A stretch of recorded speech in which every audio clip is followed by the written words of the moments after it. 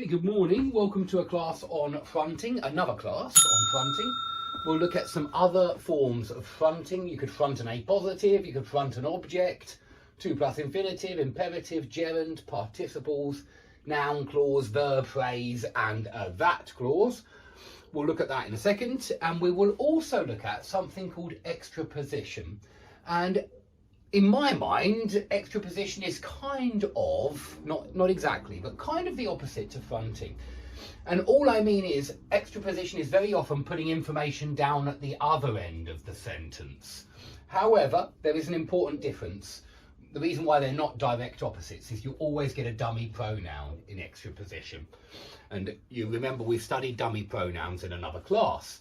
But let's have a look at the fronting first, because we've already looked at lots of different types of fronting in the previous class. We mainly focused on adverbial and adjectival fronting, but you can put a noun phrase at the front. Why not? Yeah, this is an A positive being fronted.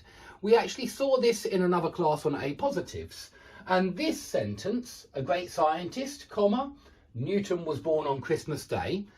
I want you to compare that way of punctuating the A positive with two other options, which is you could say Isaac Newton, comma, the great scientist, comma, was born on Christmas Day. That would be a non-defining A positive. Or you could say the great scientist Isaac Newton was born on Christmas Day. That would be a defining A positive with no commas. This is a third way, and it looks like the A positive is more detached. Notice you don't have a comma there. Don't put a comma there when you're doing it this way. Yeah, this is the same as my example in the previous lesson where I said a con artist, comma, Conan Doyle tried to encourage people to believe in fairies and life after death. And what I'm doing is I'm detaching the A positive there. I'm detaching the a con artist with just one comma. So that's one thing you can do with A positives. I think they look adverbial there. They look almost like an absolute phrase, acting adverbially on the main clause. Okay, so that's one thing you can front.